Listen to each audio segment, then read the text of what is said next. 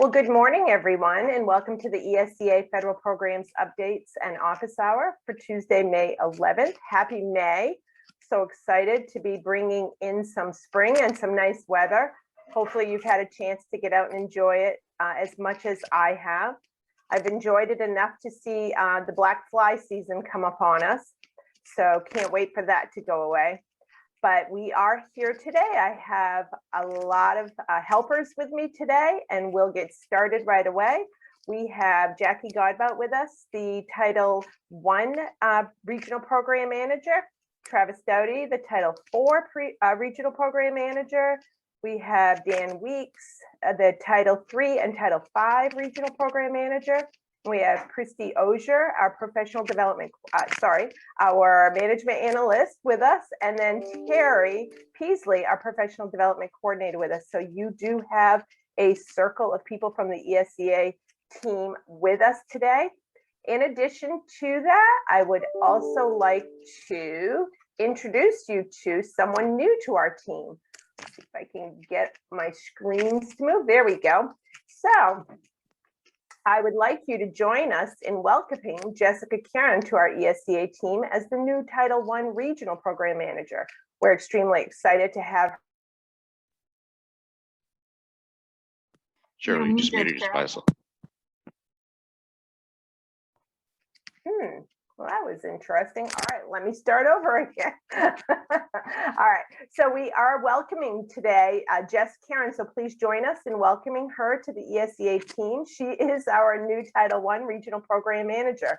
We're extremely excited to have her working with us to support all of you, and she is from Fort Kent, Maine, and is thrilled to be back here in Maine. She's an outdoor enthusiast and especially enjoys biathlons and cross-country skiing. So Jess, take it away. Awesome. So excited to be here. I was teaching and working in Massachusetts for a long time, so I'm very excited to be back, as Cheryl said. And thank you for the welcomes in the chat. Yeah, you're going to go right on to the next slide. There you go. Okay. Yeah, so getting warmed up here, I'm collecting all those school-wide applications that are due July 1st. So you can go ahead and email them to me. Any questions you have as well. My email is jessica.s.karen@maine.gov. And you do not need to submit hard copies, just an electronic copy is fine. And it can be simply emailed to me. So let me know if you have any questions, and I look forward to working with everyone here. And excuse me, can I just add one thing? We only want the school-wide plans for schools that are requesting new authority to become school-wide for the next school year. If you already have been approved for school-wide authority, you do not need to be submitting your school-wide applications to us. It is just the new ones. Thank you, Jackie, for clarifying. Great. Thank you both. All right, Dan. All right, good morning, everybody. As part of the Maine Leadership Development Program, we have to complete an action learning project. And so one of the things that I was throwing around was piloting an update for the CNA template. Piloting and a CNA update template. And it's designed to help make stronger connections between the CNA and what's actually happening on the ground. It really digs into kind of the analytics of, what were your previous goals? What did you do? What did that look like when, you put everything together? And then how you can use that moving forward to develop your new goals and some action steps moving forward into the new year. And any district that wants to sign up can certainly do so. I can put that link in the chat. I believe I've already got 9 ESEA coordinators, but it's a representative of about 15 districts on board. So if anybody else wants to join in, we're certainly welcoming anybody. It will be uploaded to your district profile page in the new system. So it'll replace a lot of the same questions, so you don't have to duplicate efforts on that end.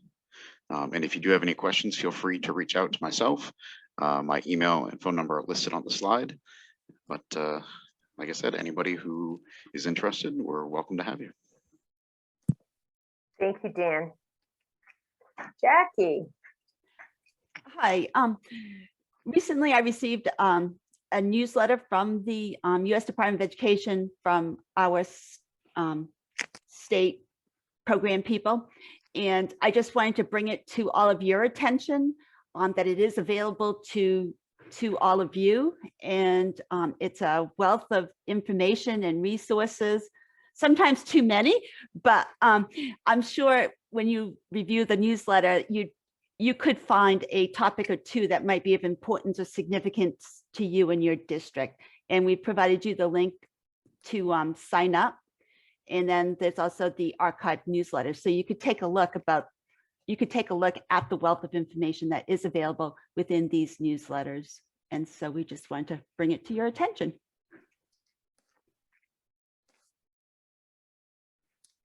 And as far as the ESEA data dashboard is concerned, they have been posted out to our main Department of Education website, and we are providing you with the link to the state website for the ESEA dashboard. Since we did have a waiver for administering the state assessments last year, there is some information that is not available, but there is still a wealth of information that is available in those dashboards. So you could take a look at it as part of Title I statute. It is a requirement that the LEAs disseminate this information and make it publicly accessible. And so we would, and the statute does say, which should include posting on the district's webpage. So we are asking you to do that, to share it with your families, to review the information, give them some highlights regarding it, which could pique their interest and have them, and then provide them the link to go and access it. So we're counting on you to educate your families on this dashboard and the information that is included in it. And it is part of the Title I statutory requirements that you both, well, one of the requirements is that you create one, but we've created it for you. Now it's your job to disseminate it and inform your families about it and to put it on your website. Thank you, Jackie. Travis. So good morning, everyone. I just wanted to provide a couple of brief updates here for folks this morning. Now, if many of you recall from earlier this year, back in January or late December, as I have here on our slide, we as a state agency had requested an additional waiver for the Title IV Part A program from the federal government, and specifically having to do with the content area spending requirements that fall under Title IV. And this is just to inform everyone that basically as of April 20th, we got approval on that waiver request. And so this waiver will impact FY21 funds for everyone. So the current school year application that's in effect right now. And basically what this means is for anyone who is leveraging Title IV Part A funds, specifically under the Title IV-A program, meaning you haven't, transferred all of your funds elsewhere. Each of the various statutory requirements around content area spending, so 20% on well-rounded education, 20% on student health and safety, and then some portion on technology with that cap on devices and software and whatnot. All of that is waived for FY21. So if you're in a situation where you may not have been able to fully leverage your Title IV-A funds yet, and you maybe want to think about repurposing those funds, you're more than welcome to do that. And I would encourage each of you that might be in that situation to connect with your regional program manager, particularly if there's something that you may want to amend within your FY21 application.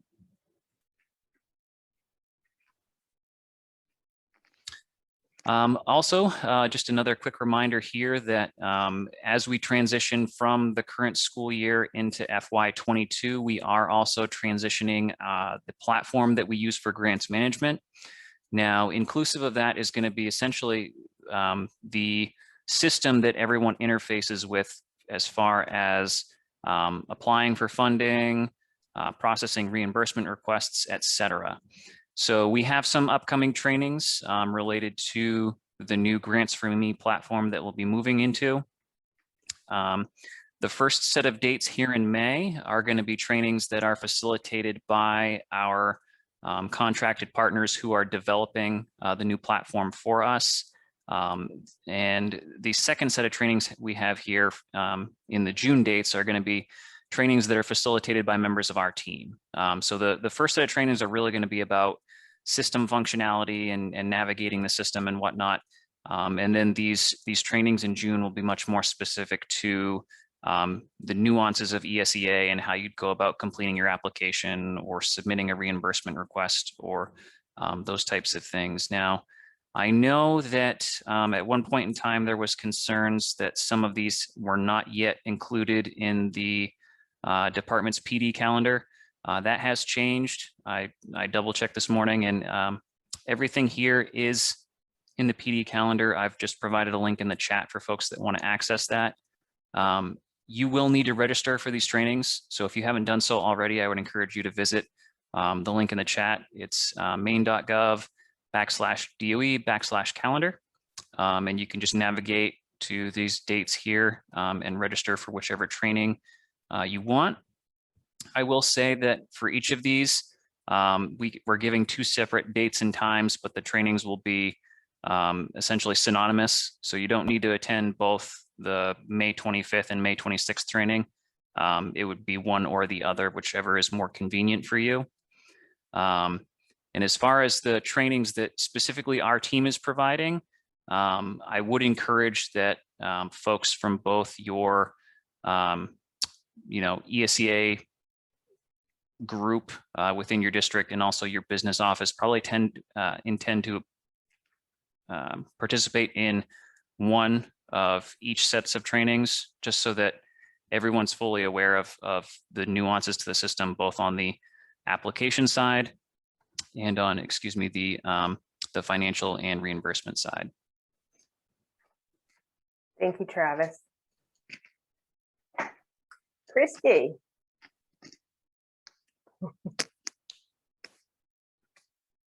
Hello, good morning. Just a little bit on the fiscal updates, kind of following up with the Grants for Me platform discussion. Our business office staff will be playing a larger role in the ESEA application development and approval. This means that business managers will now have an approval step within the application. This is a step that's going to help bridge a historically difficult gap between coordinators and business managers. And we're really excited about this. And we're hopeful that it's going to create more discussions and collaborations between the 2 roles.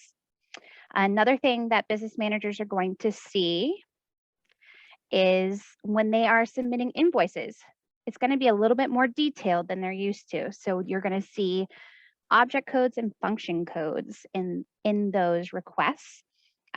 This is going to create more accuracy and is going to create alignment with the district's accounting systems and detailed trial balances. So we're also really excited about that as well. Thank you, Christy. All right, we'll hand it back over to Travis. Yeah, so just another quick update here for folks. We're going to slightly tweak the way our office hours work here over the next few months as we transition into the summer. So starting in June and going through August, we're going to be offering office hours from 9 a.m. to 10 a.m. And we're going to do these twice a month again through the summer. Our intent with kind of this change up is that it's going to allow more frequent check-ins between members of our team and each of you, especially again, as we transition to this new grant management platform. I'm sure there'll be lots of questions and things to kind of troubleshoot and answer for folks. So we want to make sure that we're more available than we have been here through the next couple of months. Thank you, Travis. And I might add as well that for these particular trainings that are going to be occurring in the summer, we do not have a reoccurring link because they're not reoccurring on the calendar in any set pattern. So they will have separate links for each training that you will need to request from the regional program managers, but we have them readily available. So just reach out and ask us. All right. And then I'm going to skip this one. I'm going to come back to it, but I want to move on to, I realized after that I probably had the slides in an order that didn't work the way I wanted them to. So if you'll bear with me, I want to move on to this slide and ask Terry to join us in this conversation. Good morning, everybody. It's a pleasure to be here with you. I am here to reinforce what Travis has already stated regarding the trainings coming up. The HMB platform training that's being offered by the company itself for Grants for Maine, the link, you have to request that from your program manager because we don't have a registration set up for that. Normally, when we have a registration, once you register, the link is sent to you. We're not bothering with that, so you have to contact, or myself, you have to contact, and my contact information is at the bottom of this slide, so that you can be sure and get in on that semantics training. That's what I call it, the nuts and bolts of the program itself. And then on the other ones, again, there are links within the main DOE calendar. But I'm also here to put a plug in for your willingness to check the professional development calendar on a very regular basis. Our content specialists are always adding new opportunities to that calendar. And we don't always send out news blasts or things throughout our communication system to alert you of these. But we want you to get in the habit of going to that web page, the maindoe.gov/DOE/calendar, to look and search. You can search by content, you can search by dates. There's many different ways that you can initiate a search. And when all else fails, you can contact me and we can search together if you can't find what you're looking for. So that's really all I have to add. If there is a particular area that you would like to see some professional development in, certainly contact me. You know, if something's going on in your school and you would like to have some help or know what resources are out there, please feel free to contact me. This is a support system for you folks, and therefore the more information we have, the more supportive we can be. And thank you all for taking the time to be with us here this morning. If you have any questions, again, just reach out. Thank you. Thank you, Terry. All right. Now I'm going to go back to maybe, let's see if I can do this. Any ounce of grace. Let's see.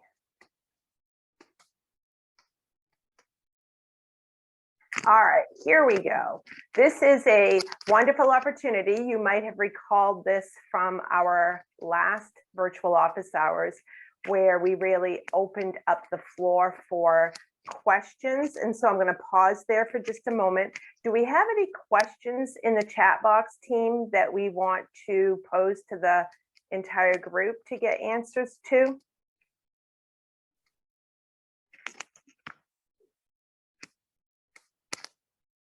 Hearing none, I will move on.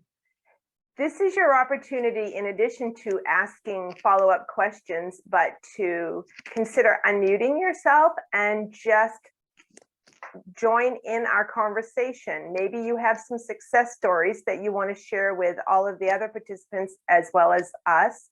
Maybe you want to pose some questions, not to the ESEA team necessarily solely, but to the entire group to problem solve and to, ask people to really think about it with you. Maybe you have a challenge that you want to talk about. So this is your opportunity to really take the floor and start those conversations. I'm going to stop sharing so that I can see all of your faces while we engage in some conversation with the entire group.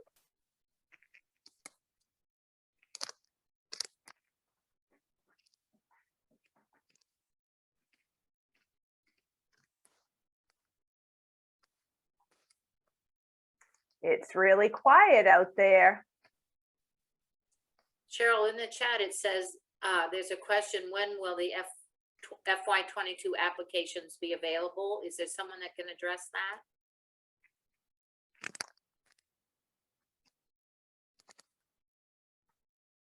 Is that Anita? Dan did say that we are expecting them to be available by the end of the month after the district training on the new platform. Thank you, Jackie. I have another question. I know that you guys are strapped for personnel right now, and people are filling in each other's filling in seats for other people. I put in a request to have an invoice open, a reimbursement invoice opened up the other day. Do you expect that? Do you expect that you'll have new staff on board so that that'll go a little faster? Hi, Anita. What invoice were you looking to have opened? The Title II invoice for March, so that I can add in April. Okay. I will get that open for you. Magic, thank you. I have a question. On our CNAs, our first and second data points for math are for most of our schools is NWEA, MEA. Now we just have NWEA. So I was wondering, can we just use NWEA, or do we need to have a second data point because we don't have anything that we require teachers to do across the district as a second data point?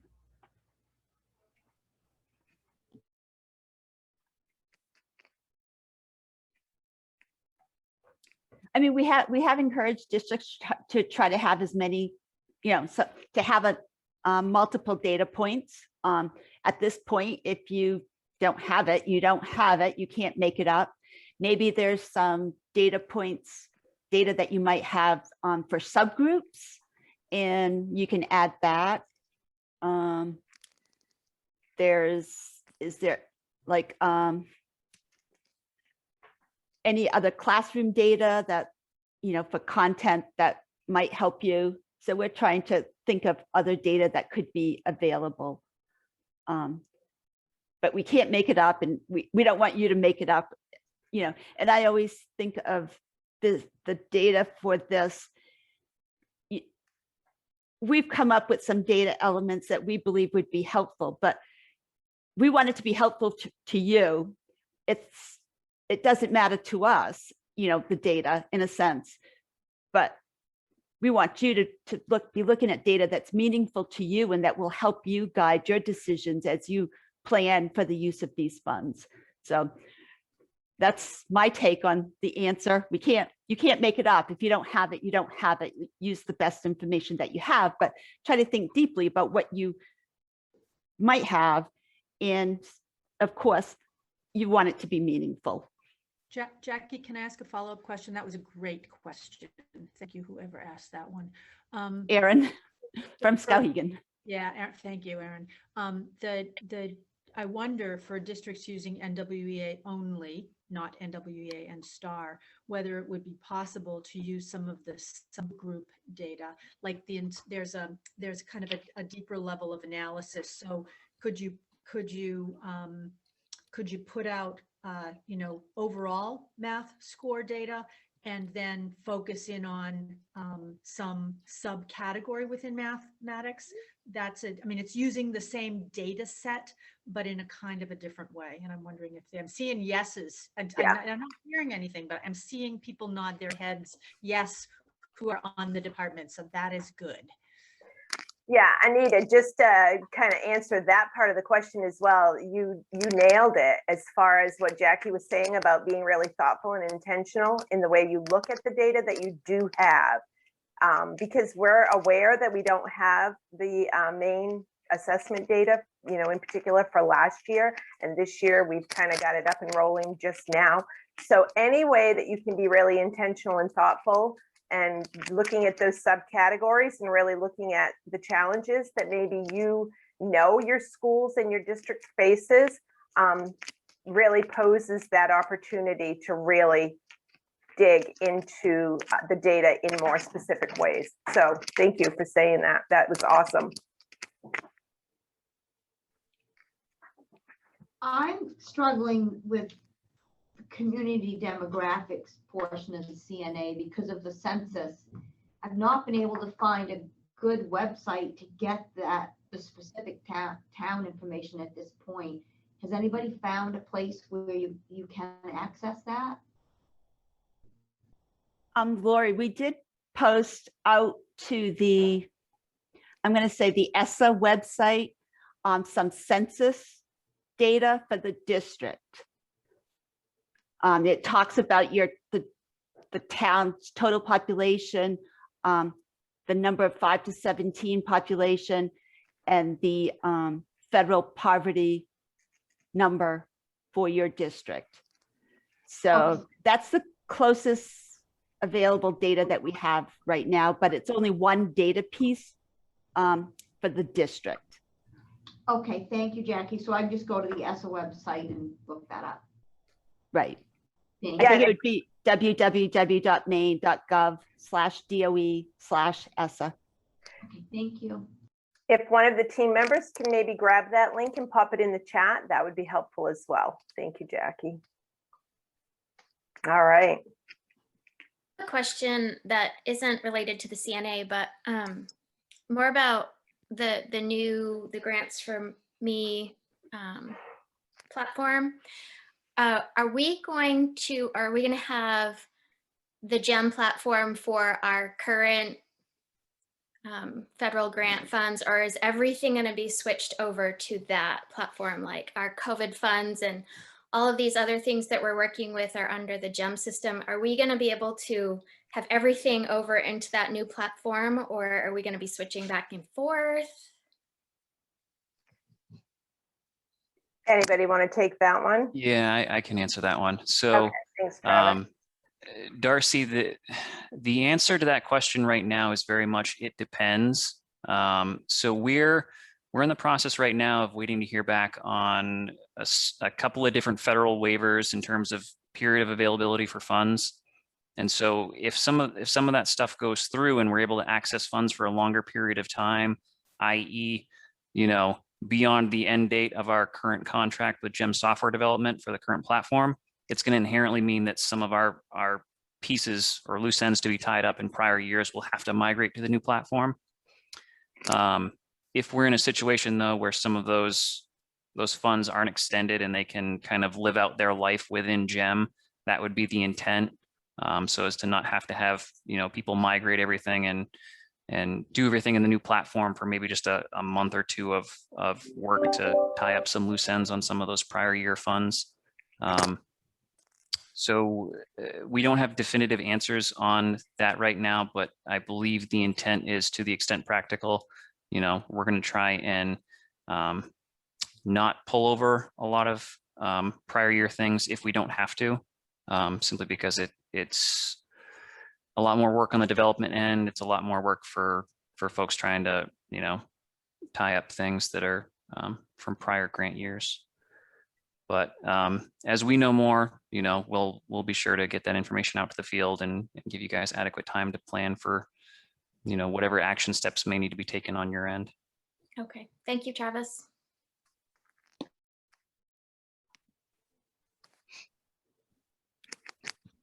Anything else?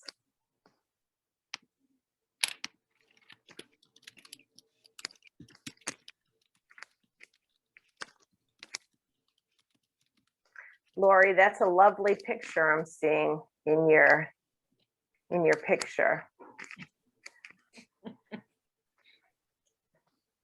Thank you. You're welcome. Do we have anything else, team, in the chat box?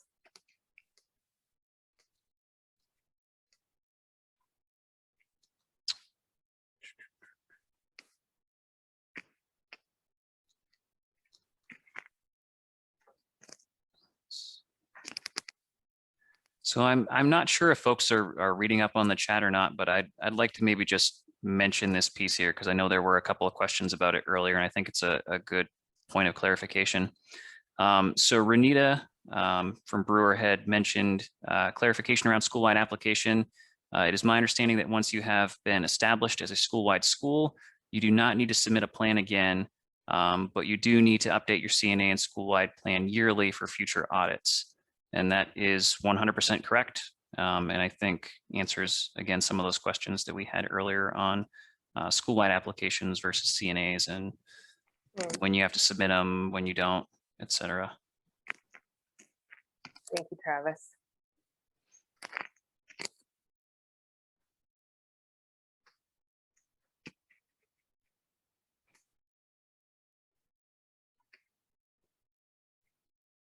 Looks like there still might be some questions coming in. There is a question from Lisa about, is it still planned that training and information will be provided for audits and monitoring for districts that are readying, that might be selected or identified for monitoring? And when might these districts be notified? I can take that one. So we are working on that, and like someone said earlier, you know, getting our team built back up to capacity, and where in full transparency, because of the pandemic and the changeover in personnel, we are just wrapping up FY20 monitoring, and we are putting new systems in place for FY22, and we will notify districts as soon as we possibly can, and we'll keep you updated on our progress on that. And yes, if you are one of the districts that is selected for the monitoring, for the in-depth monitoring, then you will have training on that as well. Does anybody on the team want to add any more to that? Can I ask a follow-up on that, Cheryl? Sure. So originally, if you were on the list prior to the pandemic, I'm assuming you're up after? You mean, you mean on the list, you were in the cohort for FY20? Yes. Okay, so if you were in the cohort for FY20, you should have very recently received a letter from us telling you either that you had been closed out because you met the expectation on all of the items within that monitoring, or that you needed to get the items to meet expectation that you might still have lingering out there before June 30th. And so we're working at this point, all of the regional program managers are working individually with the districts in their area who were on the FY20 monitoring cohort to get everybody to that final closeout. Does that answer your question, Renita? Well, I never got an email, so either I wasn't on the 20 or I missed it. So, but I'll like play one of those. I don't. I'll what I take don't a see or hear. I don't think Brewer was on the list, the Okay, FY20 good. cohort. That's You might good. have been on the 21 with special ed, when special ed implemented their FY21 cohort. We never. Oh, that's right. We never implemented an FY21 cohort. That's right. Thank you. So I think you're all set. You're all set, Renita, as far as not being on the FY20, just to make that perfectly clear. Anything else? We got a couple more here, and I'm trying to get caught up. So let's see here. So Mary in RSU 22 asks, will the content of the performance report be similar to past years, or should we be gathering new or different data? So as we transition to this new platform, inherently things are going to look a little bit different just from like a navigation standpoint, because it's a somewhat differently built system. I'd say probably 90% plus of the data elements are going to be the same as we collect in the current application and performance reports. So there's not going to be a lot of, you know, having to change how you guys have done things locally or how you've collected data locally. It's just going to look a little different in terms of how you input that information into the online application. Let's see here. So Krista had a follow-up question as well. Let's see here, again, with the school-wide application, what actually needs to be submitted by July 1st, the app and grants for me, or the CNA, or both? So the July 1 deadline, Krista, is if you are hoping to pursue school-wide authority for a school that doesn't currently already have that authority. So if you're implementing a targeted assistance model for Title I in a particular building and you'd like to move to a school-wide model, that would be the application that we're talking about. And that would be your school level CNA / school-wide plan, where you would complete sections 1 through 10 of that document, and then submit that completed application to Jess by that July 1st deadline. Okay, thank you, Travis. I got it now. I was just getting confused with the verbiage between CNA, school-wide plan, and application. So I'm good. Thank you all. Happens to the best of us. Let's see. Trying to see if there's anything that hasn't been answered. Dan's been pretty fast here in the chat.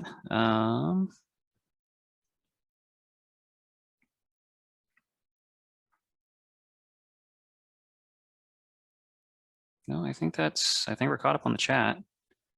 All right. Any other challenges, successes, questions you'd like to share?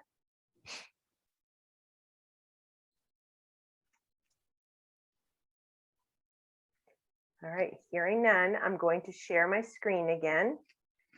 And I'm going to ask Jess to close us out. One moment. There we go. Okay, I just wanted to share the contact information for everyone. We're still sorting out who's going to take over which regions where I'm going to lie. So for now, just keep contacting the person you've been contacting, and I'll be CC'd as we sort that out. Yeah, so great to meet you all. Thank you, Jess. And keep in mind that this session has been recorded for future convenience, and we'll get that uploaded to the website as soon as possible. And don't hesitate to reach out to any one of us if you have any further questions, concerns, thoughts, ideas, anything. We'll be looking forward to seeing you in June, and keep in mind that we will have 2 sessions a month as we get rolling into the summer and into our new Grants for Me platform. Thank you, everyone. Have a great rest of your day.